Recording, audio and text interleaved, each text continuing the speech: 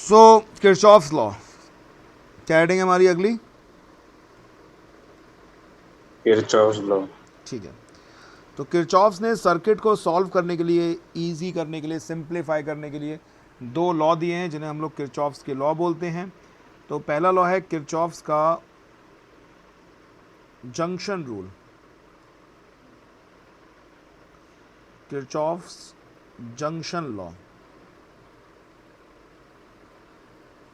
ठीक है, yes sir. सो Kirchhoff's का जो जंक्शन लॉ है ये कहता है कि current meeting at a node और junction is always zero. Current जो कि जंक्शन पे मीट करता है वो हमेशा ज़ीरो होगा। यानी कि suppose I1, I2, I3, I4 incoming current है और I5 आउटगोइंग करंट है, तो I1, I2, I3, I4 का सम हमें हमेशा I5 के बराबर होगा। जो इनकमिंग करंट है उसका सम हमेशा आउटगोइंग करंट के बराबर होगा। ठीक है, तो according to Kirchhoff's junction rule, the current meeting at a node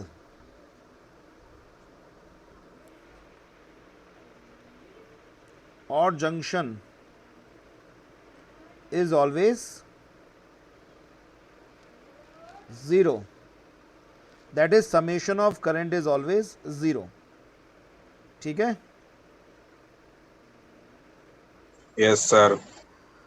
तो ये लॉ बेस्ड किस पे है? ये लॉ बेस्ड है law of conservation of charge पे। तो Kirchhoff junction law is based on law of conservation of charge. किस पे बेस्ड है ये? Law of conservation of charge. कि अगर चार्ज का समेशन नोड पे या जंक्शन पे ज़ीरो होगा, जितना चार्ज आएगा उतना लीव भी करेगा, तो इसका मतलब करंट का समेशन भी क्या होगा? ज़ीरो होगा। ओके, तो ये लॉ किसके ऊपर बेस्ड है? Law of conservation of charge के ऊपर बेस्ड है। अब जब भी हम इस लॉ का किसी सर्किट में यूज़ करेंगे तो कुछ साइन कन्वेंशन लेके चलेंगे। तो हमें कुल मिला के ये बात लिखनी है कि इनकमिंग करंट और आउटगोइंग करंट, इसका समेशन हमेशा किसके बराबर होता है?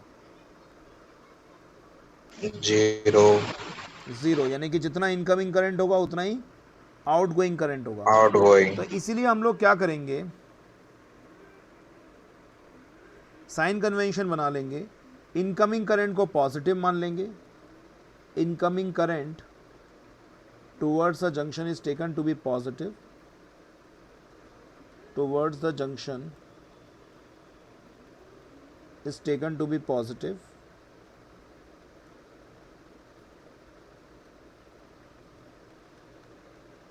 और आउटगोइंग करंट को हम क्या मान लेंगे?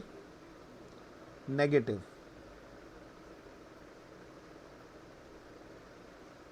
ठीक है, yes sir. Outgoing current is taken to B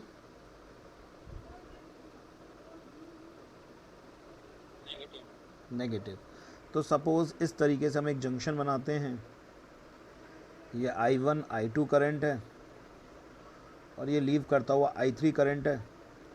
तो हम I1 और I2 को तो पॉजिटिव में लेंगे और I3 को नेगेटिव लेंगे और समेशन हमेशा करंट का ज़ीरो कर लेंगे। इसका जीरो। मतलब जो I1 प्लस I2 है वो किसके बराबर हो जाएगा? I3 के बराबर। बात वही आ गई, incoming current equals to outgoing current. तो ये लॉ किसके ऊपर बेस्ड है? Law of conservation of charge के ऊपर बेस्ड है। अब देखते हैं किरचॉफ्स का सेकंड लॉ। ठीक, एक सेकंड जरा, एक फ़ोन आ रहा है। हेलो। हेलो। हाँ भैया, हाँ अमित बोल रहे थे भैया। हाँ, हाँ भैया, ये कह रहे थे वाले प्लॉट की ने मालूम करो। चलो पूछ लेता हूँ, है ना? हाँ, चलो पूछता हूँ मैं उनसे। अब जी होगा कैसे हम आने वाले थे आज। नहीं, आज बैच रख लिया था 8:30 बजे वाला, वही। देख लिया था मैंने। हाँ, क्या? मैं आया था उस साइड में, तभी नहीं आया फिर मैं आपके पास में। नहीं, मैं तो ऑनलाइन लेता हूँ बैच। ऑफलाइन हाँ, वो तो रेंट पे पढ़ा रहे हैं वो लोग ले रहे होंगे बैच तो। अच्छा मेरा 8:30 बजे से ऑनलाइन ही रहता है बस। तो भैया जी कह रहे हैं आप हमें अपना पड़ोसी बना लो। चलो मैं बताता हूँ अभी। अब अभी याद में है कितने का क्या मिलेगा। ठीक है मैं बताता हूँ। हाँ तो हमने इनको भी दिखा दिया आज ही। हाँ ठीक है मैं बताता हूँ, बैच लेके बताता हूँ। हाँ हाँ हाँ ठीक ठीक। हाँ।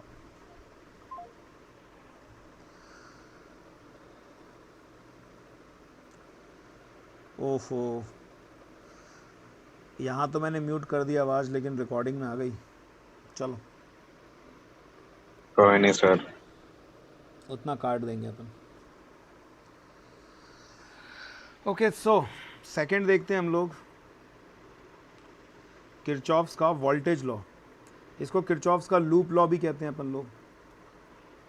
सो किरचॉफ्स वोल्टेज लॉ या फिर किरचॉफ्स का लूप लॉ। तो ये लॉ क्या कहता है? ये लॉ ये कहता है कि किसी भी एक लूप के लिए या किसी भी एक जंक्शन, किसी भी एक लूप में, जैसे एक लूप है हमारे पास, कोई मैश है या लूप है हमारे पास। सपोज़ मैंने एक सर्किट बनाया, इसमें एक मैंने सेल ले ली, इस सेल का EMF E है, इंटरनल रेजिस्टेंस R है और एक एक्सटर्नल रेजिस्टेंस लगा दिया। तो ये लॉ ये कहता है कि किसी भी एक लूप में जो टोटल वोल्टेज ड्रॉप होगा वो 0 होगा। ठीक है ना? So according to this rule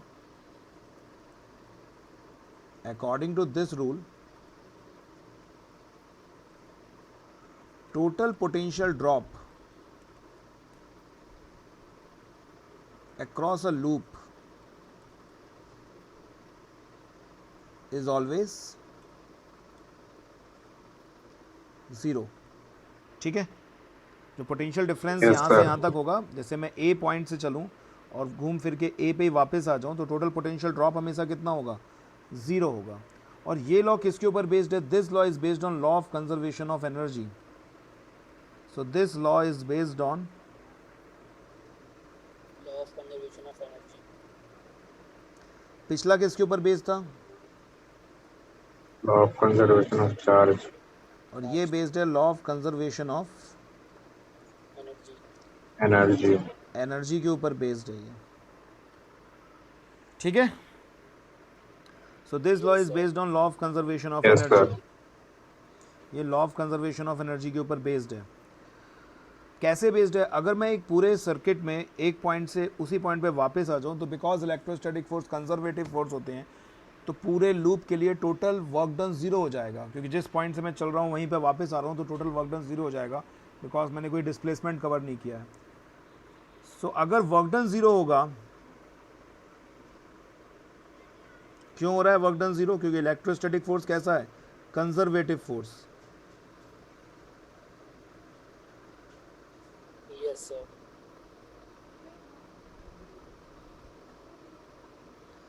So work done for a loop is 0। तो बिकॉज इलेक्ट्रोस्टैटिक sir. फोर्स एक कंजर्वेटिव फोर्स है, तो वर्क डन किसी भी एक लूप के लिए क्या हो जाएगा? 0 हो जाएगा। 0. समझ में आ रही बात? हाँ सर.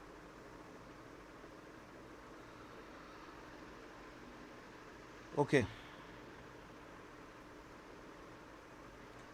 तो वर्क डन अगर 0 है तो work done divided by test charge, यही तो क्या होता है? Potential difference. तो ये भी 0 ही हो जाएगा ना। ठीक है? Yes. Divided by 0. अब यहाँ पर हम लोग कुछ साइन कन्वेंशन लेके चलते हैं। हमें टोटल पोटेंशियल हमेशा 0 करना होता है, तो इसमें साइन कन्वेंशन हम क्या लेके चलते हैं? देखो, पोटेंशियल ड्रॉप 2 जगह पर हो सकता है। एक तो पोटेंशियल ड्रॉप हो सकता है बैटरी की पोजीशन पर, और एक जहाँ पे भी रेजिस्टेंस है। तो हम लोगों ने साइन कन्वेंशन ये बना रखा है कि अगर हम लोग किसी सर्किट को सॉल्व कर रहे हैं और करंट की डायरेक्शन में सर्किट सॉल्व कर रहे हैं, फॉर एग्जांपल हम कोई सर्किट सॉल्व कर रहे हैं करंट की डायरेक्शन में, ये करंट है, इधर फ्लो कर रहा है करंट, और हम सर्किट को भी सॉल्व कर रहे हैं। तो अगर हम करंट की डायरेक्शन में सर्किट सॉल्व कर रहे हैं, जैसे हम लोग सर्किट सॉल्व कर रहे हैं A B C D A, current की डायरेक्शन में। तो करंट की डायरेक्शन में अगर हम लोग सर्किट सॉल्व कर रहे हैं तो हम लोग पोटेंशियल डिफरेंस हमारा हो जाएगा, वोल्टेज हो जाएगा हमारा आई आर। तो आई आर यानी कि जो पोटेंशियल डिफरेंस हम लोग लेके चलेंगे वो नेगेटिव लेके चलेंगे करंट की डायरेक्शन में, ठीक है ना। So if we solve circuit in direction of current,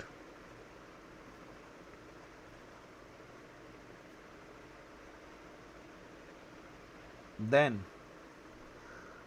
IR product कितना हो जाए, कैसा लेंगे हम लोग, नेगेटिव, और अपोजिट डायरेक्शन Yes, में क्या sir. ले लिया करेंगे, पॉजिटिव ले लिया करेंगे। पॉजिटिव। अच्छा, दूसरा यहाँ से यहाँ तक आए डी से ए, तो हमें अब सेल मिलेगी। तो सेल मिलेगी तो उसका भी पोटेंशियल डिफरेंस होता है जिसे हम ईएमएफ बोलते हैं। तो रूल ये बना रखा है हमने कि अगर हम नेगेटिव टू पॉजिटिव की तरफ आ रहे हैं तो हम लोग प्लस में ई लेके चलेंगे, मतलब ईएमएफ को पॉजिटिव लेके चलेंगे। यानी कि अगर नेगेटिव टर्मिनल हमें मिल रहा है तो ईएमएफ को हम लोग पॉजिटिव लेके चलेंगे, ठीक। Yes, sir. Positive to negative. So if Yes, sir. Cathode या negative terminal encounter first, cathode बोलना थोड़ा ठीक नहीं रहेगा, एनकाउंटर फर्स्ट, नेगेटिव टर्मिनल ज़्यादा बढ़िया है। If negative terminal encounter first then EMF is taken to be Negative. Positive, ठीक है। So, negative. आप साइन कन्वेंशन जस्ट रेसिप्रोकल भी कर सकते हो, मतलब यहाँ पर आप नेगेटिव की जगह पॉजिटिव की जगह नेगेटिव ले सकते हो, लेकिन फिर दोनों साइन कन्वेंशन आपको उल्टे करने पड़ेंगे। तो जब भी हमारे रेजिस्टेंस मिला करेगा हम आईआर प्रोडक्ट लिया करेंगे, और सेल मिला करेगा तो ईएमएफ लिया करेंगे। क्लियर? Yes sir. तो एक सर्किट को सॉल्व करके हम लोग देखते हैं कि किस तरह से Sorry, सर्किट सॉल्व किया जाता है। तो एक सर्किट सॉल्व करते हैं हम लोग।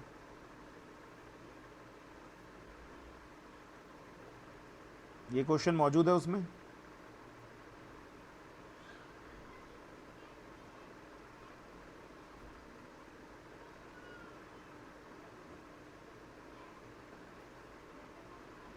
जो वीडियो अपने डिलीट हो गया था उसमें मौजूद है क्या? डिलीट मतलब जो सही नहीं आया उसमें है क्या ये क्वेश्चन?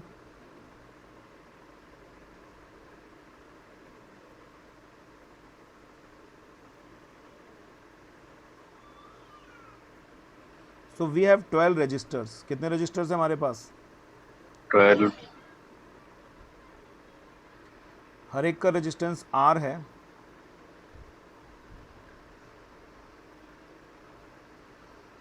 और इसके डायगोनल अपोजिट एंड्स पर कनेक्टेड करते हुए हमने एक बैटरी लगाई है जिसका EMF E है। यहाँ से करंट I फ्लो कर रहा है। अब यहाँ पे इस जंक्शन पे करंट तीन पार्ट्स में डिवाइड कर जाएगा। तो इसमें पूछा क्या जाएगा हमसे क्वेश्चन पेपर में, क्या पूछा जाएगा? कैलकुलेट रेजिस्टेंस या equivalent resistance between A and B। ठीक है, इसका सॉल्यूशन देखो, याद होगा वो तुम लोगों को। वैसे सॉल्यूशन हमने क्या किया था? यस हम एक सर। छोटा सा रास्ता देख लेंगे इसमें। सबसे छोटा रास्ता हमें ये मिल जाएगा BCDA, इसका कुछ नाम रख देते हैं GHB, और इस लूप को हम सॉल्व करेंगे। तो लूप का नाम रख देते हैं हम लोग HBCDAGH। इस लूप में अगर हम देखें, यहाँ से यहाँ चल रहे हैं हम लोग, करंट तीन पार्ट्स में डिवाइड कर जाएगा। यहाँ पे I/3 हो जाएगा, यहाँ पे I/3 हो जाएगा, और यहाँ पे I/3 हो जाएगा। और ये I/3 करंट दो भागों में डिवाइड कर जाएगा, इधर I/6, इधर I/6। ऐसे ये वाला I/3 भी दो पार्ट्स में डिवाइड कर जाएगा, ये I/6 और ये I/6। और इधर I/3 भी दो पार्ट्स में डिवाइड कर जाएगा, ये I/6 और ये I/6। ठीक। Yes sir. अब ये I/6 इधर से I/6, ये वापस I/3 हो जाएगा। ये वाला I/6 और इधर से I/6, ये वाला फिर से I/3 हो जाएगा। और इधर से I/6 और नीचे से I/6, ये I/3 हो जाएगा। और I/3 ये वापस से I हो जाएगा। ये अभी हमने सिर्फ करंट डिस्ट्रीब्यूशन बनाया है। अब हम लोग किरचॉफ्स का वोल्टेज लॉ लगाते हैं।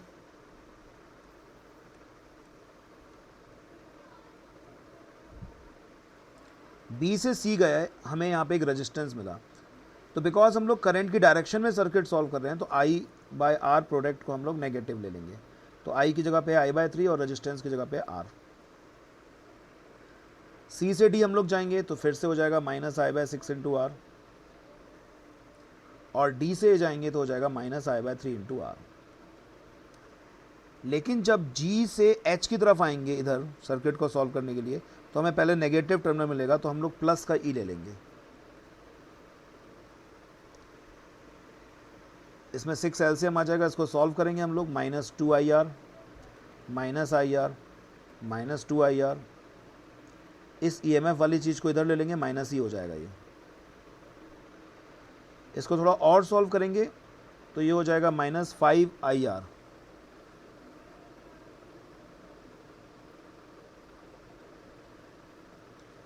Minus 5 I R divided by 6 equals to minus E. Minus E. So minus से माइनस कैंसिल हो जाएगा, 5 आई आर बाय 6। ईएमएफ की जगह लिखेंगे हम करंट इंटू रेजिस्टेंस, आई से आई कैंसिल हो जाएगा, सो इक्विवेलेंट रेजिस्टेंस हो जाएगा 5 आर बाय 6। Yes, sir. सो ये आंसर हो जाएगा। तो यूज़ करना आया किस तरह से हम लोग किरचॉफ्स का वोल्टेज लॉ यूज़ करते हैं। Yes sir. हाँ सर, आ गया। ठीक है।